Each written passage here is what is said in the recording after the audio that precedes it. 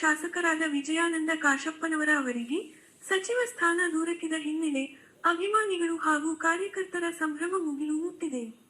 ಇಲಕಲ್ಲ ಪಟ್ಟಣದ ಕಂಠಿ ವೃತ್ತದಲ್ಲಿ ಸಚಿವರಾದ ವಿಜಯಾನಂದ ಕಾಶಪ್ಪನವರ ಅವರ ಭಾವಚಿತ್ರ ಹಿಡಿದು ಸಿಹಿ ಹಂಚಿ ಪಟಾಕಿ ಸಿಡಿಸಿ ಸಂಭ್ರಮಿಸಿದರು.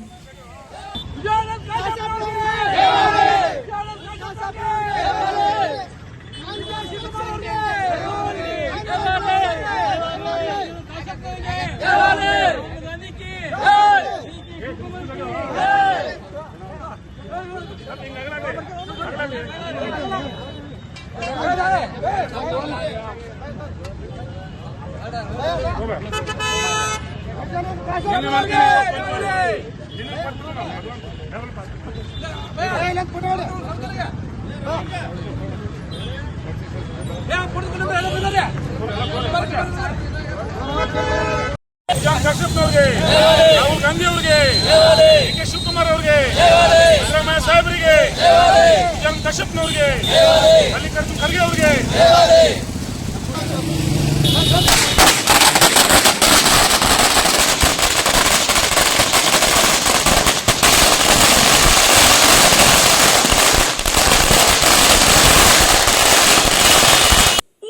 ಸಚಿವರಾದ ಬಳಿಕ ಬೆಂಗಳೂರಿನಲ್ಲಿ ವಿಜಯಾನಂದ ಕಾಶಪ್ಪನವರ ಅಭಿಮಾನಿಗಳು ಹಮ್ಮಿಕೊಂಡಿದ್ದ ಕಾರ್ಯಕ್ರಮದಲ್ಲಿ ಸಚಿವರು ಮಾತನಾಡಿ, ಕಾರ್ಯಕರ್ತರ ಶ್ರಮದಿಂದಾಗಿ ಸಚಿವ ಸ್ಥಾನ ಸಿಕ್ಕದೆ. ನಿಮ್ಮ ಪ್ರೀತಿ ವಿಶ್ವಾಸ ಮುಖ್ಯ, ಶಾನುಹಾರ ಮುಖ್ಯವಲ್ಲ. ಶಾಂತಚಿತ್ತದಿಂದ ಕ್ಷೇತ್ರದ ಅಭಿವೃದ್ಧಿಗೆ ಹೆಚ್ಚು ಒತ್ತು ನೀಡಲಾಗುವುದು ಎಂದು ತಿಳಿಸಿದರು. ಶಾಸಕ ವಿಜಯಾನಂದ ಕಾಶಪ್ಪನವರ ಅವರಿಗೆ ಸಚಿವ ಸ್ಥಾನ ಸಿಗಲಿದೆ ಎಂದು ಸಿದ್ದನಕೊಳ್ಳ ಮಠದ ಶ್ರೀಗಳಾದ ಡಾಕ್ಟರ್ ಶಿವಕುಮಾರ ಸ್ವಾಮೀಜಿ ಈ ಹಿಂದೆ ಭವಿಷ್ಯ ನುಡಿದಿದ್ದರು. ಈಗ ಸಚಿವ ಸ್ಥಾನ ದೊರಕಿದ ಹಿನ್ನೆಲೆ ಶ್ರೀಗಳ ಆಶೀರ್ವಾದ ಪಡೆಯಲು ಮಠಕ್ಕೆ ಭೇಟಿ ನೀಡಲಿದ್ದಾರೆ. ಈ ಮಧ್ಯೆ ಸಚಿವರಿಗೆ ಆತ್ಮೀಯರಾಗಿರುವ ಜ್ಯೋತಿಷ್ಯ ಉಲ್ಲಾಸ್ ಜೋಶಿಯವರು ಸಹ ಕಾಶಪ್ಪನವರ ಅವರಿಗೆ ಸಚಿವ ಸ್ಥಾನ ಸಿಗಲಿದೆ ಎಂದು ಹೇಳಿಕೆ ನೀಡುವ ಜೊತೆಗೆ ಗುರು ರಾಘವೇಂದ್ರ ಸ್ವಾಮೀಜಿಗಳ ಆಶೀರ್ವಾದದಿಂದ ಸಕಲ ಕಂಟಕ ದೂರು ಮಾಡುವಂತೆ ಪ್ರಾರ್ಥನೆ ಸಲ್ಲಿಸಿದ್ದು ಯಶಸ್ಸು ಆಗಿದೆ. ಉಲ್ಲಾಸ್ ಜೋಶಿಯವರು ಸಹ ನೂತನ ಸಚಿವರಿಗೆ ಅಭಿನಂದನೆ ತಿಳಿಸಿದ್ದಾರೆ. ನಿಮ್ಮ ಆಶೀರ್ವಾದ, ನಿಮ್ಮ ಹಾರೈಕೆ ಇವತ್ತೇನು ನನ್ನ ಶಾಸಕನ ಮಾಡಿ ಮಂತ್ರಿ ಆಗಬೇಕು ಅಂತೇಳಿ ಪಟ್ಟು ಹಿಡಿದು ಈ ರಾಜ್ಯದಲ್ಲಿ ಯಾವುದಾದ್ರೂ ಒಂದು ಮತಕ್ಷೇತ್ರಕ್ಕೆ ಮಂತ್ರಿ ಆಗಲೇಬೇಕು ಜಿಲ್ಲೆಗೆ ಅಂತ ಹೋರಾಟವನ್ನು ಮಾಡಿದವರು ಇದ್ರೆ ಅದು ಒಂದು ಮತಕ್ಷೇತ್ರದವರು ಅನ್ನೋ ಮಾತನ್ನು ನಿಮಗೆ ನಾನು ಎಷ್ಟು ಕೃತಜ್ಞತೆಗಳನ್ನು ಧನ್ಯವಾದ ಹೇಳೋದು ಕಡಿಮೆ. ಈ ಉಸಿರಿರುವವರೆಗೆ ನಿಮ್ಮ ಕೃತಜ್ಞತೆ ಧನ್ಯವಾದಗಳು. ನಿಮ್ಮ ಜೊತೆಗೆ ನನ್ನ ಕುಟುಂಬದ ಪ್ರಯತ್ನ ಬೇರೆ, ಆದರೆ ಜನರ ಪ್ರಯತ್ನ, ಜನರ ಒಂದು ಮನುಷ್ಯನಾಗಿ ನಾನು ಇವತ್ತು ಗುರುತಿಸ್ಕೊಂಡಂಥವು, ಆ ಜನರಿಂದ ಬಂದಂಥವು ಮಂತ್ರಿ ಆದವ ಅಂದ್ರೆ ನಾನು ವಿಜಯಾನಂದ ಕಾಶಪ್ಪನವರಂತ. ಅದಕ್ಕೆ ನಾನು ವಿಶೇಷವಾದ ಕೃತಜ್ಞತೆಗಳನ್ನು ಧನ್ಯವಾದಗಳನ್ನು ತಮಗೆಲ್ಲ ಅರ್ಪಿಸುತ್ತಾ, ತನ್ನ ಸ್ನೇಹ ಜೀವ ಕುಡಿದು ಒಂದು ತಿಂಗಳ ಹಿಂದೆ MLA ಇದ್ದ, ಇವತ್ತು ಮಂತ್ರಿ ಜೊತೆಗೆ ಅದಾರ ಅವರು. ಅಷ್ಟೇ ಇದು ಭಾಗ್ಯ. ಆ ಭಾಗ್ಯಕ್ಕೆ ಇವತ್ತು ಇವ್ರದ್ದು ಒಂದು ನನ್ನ ಜೊತೆಗೆ ನಿಂತು ಇವತ್ತವರೆಗೂ ಗಟ್ಟಿಯಾಗಿ ನಾನು ಎಷ್ಟು ಪ್ರಯತ್ನ ಮಾಡೀನಿ ಬಿಟ್ಟಿನೂ ಗೊತ್ತಿಲ್ಲ. ಅದು ನಮ್ಮ ಸೋಮಣ್ಣ ಗಣಾಚಾರ್ಯ ಅವರು ನನಗಿಂತ ಹೆಚ್ಚು ಪ್ರಯತ್ನವನ್ನು ಮಾಡಿ ಮಂತ್ರಿ ಆಗಬೇಕಂತೇಳಿ ಗಟ್ಟಿ ಹಿಡಿದಂಥ ಮನುಷ್ಯ ನನ್ನ ಸೋದರಾದಂಥ ಸೋಮನಾಥ ಗಣಾಚಾರ್ಯವರು ಅನ್ನೋ ಮಾತನ್ನು ಹೇಳ್ತೀನಿ. ಮತ್ತು ನಮ್ಮ ಬಾಹುದ್ದೀನ್ ಕಾಜಿ ಸಾಹೇಬ್ರಿದ್ದಾರೆ ನಮ್ಮಲ್ಲ. ಅದಕ್ಕೆ ಹೇಳಿದ್ರೆ ನಮ್ಮ ಮುಖ್ಯಮಂತ್ರಿಗಳು ಏನು ಹೇಳಿದ್ರೆ ಗೊತ್ತಾ, ಪ್ರಯತ್ನ ವಿಫಲ ಆಗ್ಬೋದು, ಪ್ರಾರ್ಥನೆ ವಿಫಲ ಆಗೋದಿಲ್ಲ ಎಂದೆಂದು ಅನ್ನೋ ಮಾತನ್ನು ಹೇಳಿದರು. ಆ ಪ್ರಾರ್ಥನೆಯಿಂದ ನಾನು ನಡೆದಿದ್ದೀನಿ. ಇವತ್ತು ನಿಮ್ಗೊಂದು ಸತ್ಯ ಹೇಳ್ಬೇಕಂದ್ರೆ ಈ ವೇದಿಕೆ ಮ್ಯಾಗ ಇವತ್ತು ಏನಾದರೂ ಭಾಳ ಮಂದಿ ಸಹಜವಾಗಿ ಅವ ಏನಕ್ಕನ ಅನ್ನೋರು ಇದ್ರು, ಇಲ್ಲಿ ಮಕ್ಕಳೇ ಇದ್ದರು, ಭಾಳ ಮಂದಿ ಇರ್ತಾರೆ, ಮಕ್ಕಳ ಕಾಯೆ ಬಗಲ್ಮೆ ಅಂತಾರೆ ಇರ್ತಾರೆ. ಆಮೇಲೆ ಭಾಳ ಮಂದಿ ನಾನು ಆಗ್ಬಾರ್ದು ಅಂತೂ TV ಒಳಗೆ, ಫೇಸ್ಬುಕ್ಕು, ಇನ್ಸ್ಟಾಗ್ರಾಮು, ವಾಟ್ಸಪ್ಪು ಹೊಯ್ಕೊಂಡಿದ್ದೆ. ಅಲ್ಲೇ ನಿಮ್ಗೆ ನೆನಪೈತೆ ಇಲ್ಲೋ, ಕೊಲ್ಲೂರು 100 ಜನ ಇದ್ರು ಕಾಯ ಹೋಗಲ್ಲ ಅಂತೇಳಿ. ಆ ಕಾಯ ಬೇಕಾದ್ರೆ ನಾನು ಯಾವಾಗೂ ಬರ್ತದಿಲ್ಲ ಅನ್ಕೊಂಡಿಲ್ಲ. ಇದು ಮಾತು ಕರೆ. ಭಾಳ ಮಂದಿ ಹೇಳಿದ್ರು ಮಂತ್ರಿ ಆದ್ರೆ ಹಂಗಾಗ್ಬಿಡುತ್ತಂತಂದ್ರೆ ಮಂದಿ ಜನ ನನಗೆ ಗೆಲ್ಸಿದ್ರು, ಹುಚ್ಚಂತ ಗೆಲ್ಸಿದ್ರು, ಶನೆ ಅಂತ ಗೆಲ್ಸಿದ್ರು, ದಡ್ಡ ಅಂತ ಗೆಲ್ಸಿದ್ರು. ಅದಕ್ಕೆ ಅವ್ರಿಗೆ ನಾನೇನು ಮಾತಾಡಕ್ಕೆ ಹೋಗಲ್ಲ. ಇವತ್ತಿದ್ರು ನಾನು ಯಾರಿಗೆ ಟಿಪ್ಪಣೆ ನಾನು ಇನ್ನೊಂದು ಇವತ್ತು ತ್ಯಾಗ ಮಾಡ್ತೀನಿ, ಅದಕ್ಕೋಸ್ಕರ ಸಿಟ್ಟು ತ್ಯಾಗ ಮಾಡಿಬಿಡ್ತೀನಿ.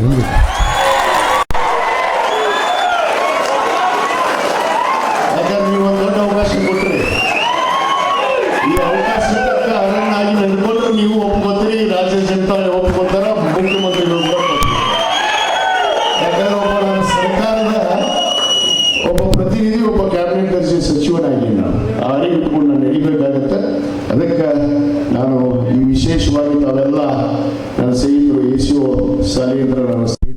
ಬಂದಾರ. ನಮ್ಮ ನರಸಿಂಹ ಸಾಕ, ರಾಜು ಕಾಟವಾ, ಟಿಪ್ಪು ಭಂಡಾರಿ, ರಾಘು ಮತ್ತು ಚಂದ್ರಕಾಂತ್ ಸುಳಿಕಲ್ಲು, ನಮ್ಮ ಸೋಮನಾಥ್ ಕೋರಾ, ಗಿರೀಶ್ ಸ್ಯಾವಿ, ಭಾಳ ಜನ ಬಂದಾರ. ನಮ್ಮ ಡಾಕ್ಟರ್ ಬಾರಿಗಿಡದವರು ಬಂದಾರ, ನಮ್ಮ ರಾಜು ಕಾಟೋ ಅವರು ಅದಾರ. ಎಲ್ಲರೂ ಕೂಡ ಎಲ್ಲರದ್ದು ಒಂದು ಅಭಿಲಾಷೆ, ನಿಮ್ಮ ಹಾರೈಕೆ ಇರ್ತೈತಲ್ಲ, ಮನುಷ್ಯನ ಮನದಾಳದಿಂದ ಯಾವುದೇ ಪ್ರಾರ್ಥನೆ ಮಾಡಿದ್ರೆ ಹೇಳಿದ್ನಲ್ಲ, ಈಗ ಪ್ರಾರ್ಥನೆ ವಿಫಲ ಆಗೋದಿಲ್ಲ ಅಂತೇಳಿ. ಪ್ರಯತ್ನ ವಿಫಲ ಆಗ್ತಾವೆ. ನಾವು 100 ಜನಕ್ಕೆ 100 ಕಡೆ ಅಡ್ಡಾಡಿರ್ಬೇಕು, 1000 ಸಾರಿ ಡೆಲ್ಲಿಗೆ ಹೋಗಿರ್ ಬಂದಿರ್ಬೇಕು. ಚಂದ್ರಶೇಖರ್ ರಾಠೋಡ್ರಿಗೆ ಗೊತ್ತೈತಿ, ಡೆಲ್ಲಿಗೆ ಅದ್ರೇನ್ರಿ ಸರ್ ಅಂತ ಅವ್ರು ಇಲ್ಲೇ ಕೂತ್ಬಿಟ್ಟಿದ್ರು ಪಾಪ ಬೆಂಗಳೂರಾಗ. ನೀವು ಆಗೋ ಮಟ್ಟ ಊರಿಗೆ ಹೋಗಲ್ಲ ಅಂದ್ರೆ ಅವರು ಹೀಗೆಲ್ಲ ಅವ್ರ ಪ್ರಾರ್ಥನೆ ಅಂತಾರೆ ಇದಕ್ಕೆ. ಅದಕ್ಕೆ ಆ ಪ್ರಾರ್ಥನೆ ಯಾವನ ಹತ್ರ ಆತ್ಮಸಾಕ್ಷಿಯಾಗಿ ವಿಶ್ವಾಸ ಐತಿ ಅದು ಖಂಡಿತವಾಗಿ ಯಶಸ್ವಿ ಆಗುತ್ತೆ ಅನ್ನೋದಕ್ಕೆ ಇವತ್ತು ತಾವೇ ಒಂದು ಕಾರಣೀಭೂತರು ಅನ್ನೋ ಮಾತನ್ನು ಇವತ್ತು ಹೇಳ್ತಾ, ತಾವೆಲ್ಲರೂ ಬಂದು ಇವತ್ತು ಏನು ಒಂದು ಸಚಿವ ಸಂಪುಟದ ಒಂದು ಪ್ರಮಾಣ ವಚನದಲ್ಲಿ ಭಾಗವಹಿಸಿ, ಎಷ್ಟೋ ಜನ ಪಾಪ ಭಾಗವಹಿಸಿರಿ, ಒಂದಿಷ್ಟು ಜನ ಹೊರಗೆ ನಿಂತಿರಿ. ಯಾಕಂದ್ರೆ ದಿಢೀರಂತ ಆಯಿತು, ಇಲ್ಲೇ ಸ್ಕ್ರೀನ್ ಹಾಕ್ರಿ, ನಮ್ಮ ಎಲ್ಲರೂ ಇಲ್ಲೇ ಕುಂತು ನೋಡಲಿ ಅಂತಂದೆ. ಬಹುತೇಕ ತಾವೆಲ್ಲ ನೋಡಿ ಆಶೀರ್ವಾದ ಮಾಡಿದಿರಿ. ತಮ್ಮ ಆಶೀರ್ವಾದ ಸದಾ ಇರಲಿ. ನಾನು ಈಗಾಗಲೇ ತಮಗೆ ಮಾತು ಕೊಟ್ಟಂತೆ ಇವತ್ತು ಭಾಳಷ್ಟು ಜವಾಬ್ದಾರಿ ಇರ್ತೈತಿ. ಯಾಕಂದರೆ ಇಡೀ ರಾಜ್ಯ ತುಂಬ ನನಗೆ ಈಗಾಗಲೇ ಪ್ರಥಮ ಇನ್ನು ಸಚಿವವಾಗಿ ಒಳಗೆ ಹೋದೆ. ಕ್ಯಾಬಿನೆಟ್ದ ಒಂದು ಸಚಿವ ಸಂಪುಟದ ಒಂದು ಸಭೆಯನ್ನು ಕೂಡ ಮಾನ್ಯ ನಮ್ಮ ಮುಖ್ಯಮಂತ್ರಿಗಳಂತ DK ಶಿವಕುಮಾರ್ ಅವರು ಕರೆದಿದ್ದರು. ಈಗಾಗಲೇ ರಾಜ್ಯದ ಏನು ಅನೇಕ ಸಮಸ್ಯೆ ಇದಾವೆ, ದುರಂತ ಸಮಸ್ಯೆ, ಬರಗಾಲ ಇರ್ಬೋದು, ಕುಡಿ ನೀರಿನ ಸಮಸ್ಯೆ ಇರ್ಬೋದು, ಮೇಕೆದಾಟು ವಿಷಯ ಇರ್ಬೋದು, ಇಂಥ ಎಲ್ಲ ಸಮಸ್ಯೆಗಳನ್ನು ಕುರಿತು ಚರ್ಚೆ ಮಾಡಿದ್ದೇವೆ. ಖಂಡಿತವಾಗಿ ಬರಗಾಲ ಎದುರಿಸ್ತಿರುವಂಥ ನಮ್ಮ ಉತ್ತರ ಕರ್ನಾಟಕ, ವಿಶೇಷವಾಗಿ ಆ ಉತ್ತರ ಕರ್ನಾಟಕಕ್ಕೆ ಹೆಚ್ಚಿನ ಒತ್ತನ್ನು ಕೊಟ್ಟು ಈಗಾಗಲೇ ನಮಗೆ ಸೂಚನೆ ಕೂಡ ಕೊಟ್ಟಿದ್ದಾರೆ. ನಾಳೆನೇ ನೀವು ಕಾಲಿಗೆ ಚಕ್ರವನ್ನು ಕಟ್ಟಿಕೊಂಡು ಜಿಲ್ಲೆಯಾದ್ಯಂತ ಪ್ರವಾಸ ಮಾಡಬೇಕು ಅಂತ ಹೇಳಿದ್ರೆ ನಾನು ನಾಳೆನಿಂದಲೇ ಆಗಿ ನಮಗೇನು ಜವಾಬ್ದಾರಿಯನ್ನು ಕೊಟ್ಟಿದ್ದಾರೆ ಆ ಜವಾಬ್ದಾರಿಯನ್ನು ಸಮರ್ಪಕವಾಗಿ ನಿಭಾಯಿಸುವಂಥ ಕೆಲಸ ಮಾಡ್ತೀನಿ. ನಿಮ್ಮ ಆಶೀರ್ವಾದ ಸಹಕಾರ ಸದಾ ಇರಲಿ ಅಂಥೇಳಿ ಈ ಸಂದರ್ಭದಲ್ಲಿ ತಮ್ಮಲ್ಲಿ ಎಲ್ಲರಲ್ಲಿ ವಿನಂತಿ ಮಾಡಿಕೊಂಡು ಬಂದು ಹಾರೈಸಿ. ಆದರೆ ಒಂದು ವಿನಂತಿ ಮಾಡ್ಕೋತೀನಿ, ದಯವಿಟ್ಟು ನೀವು ಕ್ಷೇತ್ರಕ್ಕೆ ಹೋದ್ಮೇಲೆ ನಾನು ನಾಳೆ ಬರ್ತೀನಿ ಸಂಜೆ ಮುಂದೆ. ದಯವಿಟ್ಟು ಯಾರಿಗೂ ಹಾರ ಶಾಲು ಬರಗಾಲ ಇದೆ, ದಯವಿಟ್ಟು ನಿಮಗೆ ಕೈ ಮುಗಿದು ವಿನಂತಿ ಮಾಡ್ಕೋತೀನಿ, ಯಾರೂ ಶಾಲು ಹಾರ ತರಬೇಡ್ರಿ, ಯಾರೂ ಬೇಡ. ನೀವು ಬಂದು ನನಗೆ ಒಂದು ಆಶೀರ್ವಾದ ಮೂಲಕ ನನಗೆ ಒಂದು ಹಾರೈಕೆಯನ್ನು ಹಾರೈಸಿ ಹೋಗ್ರಿ ಸಾಕು. ನನ್ನ ಮನೆಗೆ ಬರ್ರಿ, ಬಂದು ಒಂದು ನಾಷ್ಟ ಮಾಡಿ ಚಹಾ ಕುಡಿದು ಹೋದ್ರೆ ನನಗೆ ಭಾಳ ಖುಷಿ. ಇವತ್ತು ನಿಜವಾಗಲೂ ನಮ್ಮ ತಂದೆಯವರು 24 ವರ್ಷದಿಂದ ಇವತ್ತು ಸಚಿವರಾದವರು. 24 ವರ್ಷ ಆದಮೇಲೆ ಇವತ್ತು ನಿಮ್ಮ ಆಶೀರ್ವಾದದಿಂದ ನಾನು ಇವತ್ತು ಮತ್ತೆ ಆ ಕ್ಯಾಬಿನೆಟ್ ದರ್ಜೆದ ಸಚಿವರಾಗಿದ್ದೀನಿ. ಅದಕ್ಕೆ ಇದು ನನ್ನ ಕ್ಷೇತ್ರದ ಜನತೆಗೆ ಸಲ್ಲುತ್ತೆ. ಯಾಕಂದರೆ ಇದ್ರ ನನಗೆ ಕೀರ್ತಿ ಗಣತೆ ನಂದೇನಲ್ಲ, ಇದು ಕ್ಯಾಬಿನೆಟ್ ದರ್ಜೆ ಅದು ನಿಮ್ಮದು. ವಿಜಯಾನಂದ ಕಾಶ್ಯಪ್ನವರು ಅಲ್ಲ, ನನ್ನ ಮತಕ್ಷೇತ್ರದ ಎಲ್ಲ ಸಮುದಾಯದ ಎಲ್ಲ ಜಾತಿ ಜನಾಂಗದ ನಾಯಕರು ಇವತ್ತು ಕ್ಯಾಬಿನೆಟ್ ದರ್ಜೆದ ಸಚಿವರು ಅನ್ನೋ ಮಾತನ್ನು ಇವತ್ತು ಭಾಳ ಸಂತೋಷದಿಂದ ಹೇಳಿ ತಮಗೆಲ್ಲರಿಗೂ ಆಗಮಿಸಿದ್ದಕ್ಕೆ ಮತ್ತೊಮ್ಮೆ ಹೃದಯಪೂರ್ವಕವಾದ ಧನ್ಯವಾದಗಳನ್ನು ಹೇಳ್ತೇನೆ. ಮೊನ್ನೆ ಗುರುವಾರ ದಿವಸ ರಾಘವೇಂದ್ರ ಸ್ವಾಮಿ ಪೂಜೆ ಮಾಡಿ ವಿಜಯಾನಂದ್ ಅವರಿಗೆ ಸಚಿವ ಸ್ಥಾನ ಸಿಗ್ತೈತಂತ ತಮ್ಮ ಮಾಧ್ಯಮದವ್ರ ಮುಂದೆ ಹೇಳಿದ್ದೆ. ಅದೇ ಥರ ರಾಘವೇಂದ್ರನ ಆಶೀರ್ವಾದ ಆಗಿದೆ, ಅವರು ಸಚಿವರಾಗಿದ್ದಾರೆ. ಇದು ನಮ್ಮ ಜಿಲ್ಲೆಯ ಮತ್ತು ಹುನಗುಂದ ಇಲಕಲಕ್ಕೆ ಒಂದು ಅತೀವವಾದ ಸಂತೋಷದ ಸುದ್ದಿ ಅಂತ ಈ ಸಂದರ್ಭದಲ್ಲಿ ನಾ ನಿಮಗೆ ತಿಳಿಸ್ತೀನಿ. ಯಾಕಂದ್ರೆ ಅವ್ರಂತವ್ರಿಗೆ ಇದು ಸಿಗಲೇಬೇಕಾಗಿತ್ತು. ಅದಕ್ಕೆ ರಾಘವೇಂದ್ರನ ಆಶೀರ್ವಾದ ಅವ್ರಿಗೆ ಅದಕ್ಕೆ ಅವ್ರಿಗೆ ಸಚಿವ ಸ್ಥಾನ ಸಿಕ್ಕಿದ್ದಕ್ಕಾಗಿ ನಮ್ಮ ಕರ್ನಾಟಕ ರಾಜ್ಯದ ಅಂಗವಿಕಲರಿಂದ ಅವರಿಗೆ ಅಭಿನಂದನೆಗಳನ್ನು ಸಲ್ಲಿಸ್ತೀನಿ ಮತ್ತು ಜಿಲ್ಲೆಯ ಜನರಿಂದ ಅವರಿಗೆ ಅಭಿನಂದನೆಗಳನ್ನು ಸಲ್ಲಿಸ್ತೀನಿ. ಇವತ್ತು ನಾ ಮುಂದುವರೆದು ಅದನ್ನ ಹೇಳ್ಬೇಕಂತಂದ್ರ, ಇವತ್ತು ಅವ್ರಿಗೆ ಸಚಿವ ಸ್ಥಾನ ಸಿಕ್ಕಿರೋದ್ರಿಂದ ಇನ್ನು ಮೇಲೆ ರಾಘವೇಂದ್ರ ಅವರ ಆಶಯದ ಪ್ರಕಾರ ಶಾಂತವಾಗಿ ಅವರು ಎಲ್ಲ ಕೆಲಸ ಮಾಡ್ತಾರ ಮತ್ತು ಬಡಬಗ್ಗರಿಗೆ ಅವರ ಅಭಯ ಹಸ್ತ ಇರ್ತದ ಅಂತ ತಿಳ್ಕೊಂಡು ನಾ ಈ ಸಂದರ್ಭದಲ್ಲಿ ಹೇಳ್ತೀನಿ. ಮತ್ತ ನಮ್ಮ ಜಿಲ್ಲೆಯ ಕೆಲಸಗಳು ಮಾತ್ರ ಸರಾಗವಾಗಿ ಆಗುತ್ತವೆ ಅಂತ ನಾ ಈ ಮೂಲಕ ಕೇಳ್ಕೊತೀನಿ. ಅವರಿಗೆ ಮತ್ತೊಮ್ಮೆ ನಾನು ಅಭಿನಂದನೆಗಳನ್ನು ಸಲ್ಲಿಸ್ತೀನಿ. ಬಾಗಲಕೋಟೆ ಜಿಲ್ಲೆಯಲ್ಲಿ ಮಳೆಯ ಕೊರತೆಯಿಂದ ಉಂಟಾಗಿರುವ ಬರ ಪರಿಸ್ಥಿತಿಯ ಹಿನ್ನೆಲೆ ಜಿಲ್ಲಾಧಿಕಾರಿ ಸಂಗಪ್ಪ ಅವರು ಜಿಲ್ಲೆಯ ವಿವಿಧ ಗ್ರಾಮಗಳಿಗೆ ಭೇಟಿ ನೀಡಿ ಬೆಳೆ ಹಾನಿಯ ಅಧ್ಯಯನ ನಡೆಸಿದರು. ಕೃಷಿ, ತೋಟಗಾರಿಕೆ ಹಾಗೂ ಕಂದಾಯ ಇಲಾಖೆಯ ಅಧಿಕಾರಿಗಳೊಂದಿಗೆ ಬಾಗಲಕೋಟೆ ತಾಲೂಕಿನ ಶಿರೂರ ವ್ಯಾಪ್ತಿಯಲ್ಲಿ ಬರುವ ಸಿದ್ದಪ್ಪ ಹರಣಶಿಕಾರಿ ಅವರ ಜಮೀನಿನಲ್ಲಿ ಬೆಳೆದ ಹೆಸರು ಗುಳೇದಗುಡ್ಡ ತಾಲೂಕಾ ವ್ಯಾಪ್ತಿಯ ಮೂದನಗಡ ಗ್ರಾಮದಲ್ಲಿರುವ ಚಂದ್ರಶೇಖರ ಲಾಯದಗುಂದಿ ಅವರ ಜಮೀನಿನಲ್ಲಿ ಬೆಳೆಯಲಾದ ಸೂರ್ಯಕಾಂತಿ ಬೆಳೆ, ರಾಯಪ್ಪ ನಿಮ್ಮಲಗುಂದಿಯವರು ಬೆಳೆದ ತೊಗರಿ ಬೆಳೆ ಹಾಗೂ ಪಾದನಕಟ್ಟಿ ಗ್ರಾಮದ ಬಸಪ್ಪ ಕಾಳಪ್ಪ ಕುಂಬಾರ ಬೆಳೆದ ತೊಗರಿ ಹಾಗೂ ಶ್ರೀಕಾಂತ ಭೀಮನಗಡ ಅವರು ಬೆಳೆದ ಸೂರ್ಯಕಾಂತಿ ಬೆಳೆಗಳನ್ನು ವೀಕ್ಷಣೆ ಮಾಡಿದರು. ಕ್ಷೇತ್ರ ಭೇಟಿ ಸಂದರ್ಭದಲ್ಲಿ ಮಳೆಯ ಅಭಾವದಿಂದ ಹಾನಿಯಾಗುತ್ತಿರುವ ಬೆಳೆಗಳನ್ನು ಪರಿಶೀಲಿಸಿ ಹಾನಿಯ ಪ್ರಮಾಣವನ್ನು ವೀಕ್ಷಿಸಿದರು. ಈ ವೇಳೆ ರೈತರೊಂದಿಗೆ ನೇರವಾಗಿ ಮಾತುಕತೆ ನಡೆಸಿ ಅವರು ಎದುರಿಸುತ್ತಿರುವ ಸಮಸ್ಯೆಗಳು ಹಾಗೂ ಬೆಳೆ ನಷ್ಟದ ಕುರಿತು ಮಾಹಿತಿ ಪಡೆದುಕೊಂಡರು. ಬೆಳೆ ಹಾನಿಯ ಸಮಗ್ರ ಮಾಹಿತಿ ದಾಖಲಿಸಿಕೊಂಡ ಜಿಲ್ಲಾಧಿಕಾರಿಗಳು ವಾಸ್ತವ ಸ್ಥಿತಿಗತಿಗಳ ಕುರಿತು ಸ್ಥಳದಲ್ಲಿದ್ದ ಇನ್ಸೂರೆನ್ಸ್ ಕಂಪನಿಯ ಪ್ರತಿನಿಧಿಗಳಿಗೆ ತಿಳಿಸಿದರು.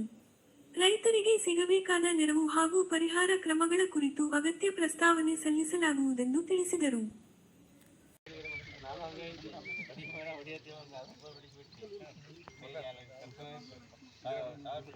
ಪದ್ಮಶ್ರೀ ಪ್ರಶಸ್ತಿ ಪುರಸ್ಕೃತರಾದ ಡಾಕ್ಟರ್ ಪ್ರಭಾಕರ ಕೋರೆಯವರ 79ನೇ ಜನ್ಮ ದಿನಾಚರಣೆ ಆಚರಣೆ ಮಾಡಲಾಯಿತು. ಬಾಗಲಕೋಟೆ ನಗರದ ಅನಾಥ ಗಂಡು ಮಕ್ಕಳ ಆಶ್ರಮದಲ್ಲಿ ಕುಮಾರ ಹಿರೇಮಠ ಅವರ ನೇತೃತ್ವದಲ್ಲಿ ಮಕ್ಕಳಿಗೆ ಊಟ ಮಾಡಿಸುವ ಮೂಲಕ ವಿಶೇಷ ರೀತಿಯಲ್ಲಿ ಆಚರಣೆ ಮಾಡಲಾಯಿತು. ಮಕ್ಕಳು ಸಾಮೂಹಿಕವಾಗಿ ಕುಳಿತುಕೊಂಡು ಪ್ರಾರ್ಥನೆ ಸಲ್ಲಿಸುವ ಮೂಲಕ ಭೋಜನ ಮಾಡಿದರು. ಡಾಕ್ಟರ್ ಪ್ರಭಾಕರ ಕೋರೆಯವರ ಜನ್ಮ ದಿನಾಚರಣೆಯು ವಿಶೇಷವಾಗಿ ಆಚರಣೆ ಮಾಡುವ ಮೂಲಕ ಅಭಿಮಾನಿಗಳು ಗಮನ ಸೆಳೆದರು.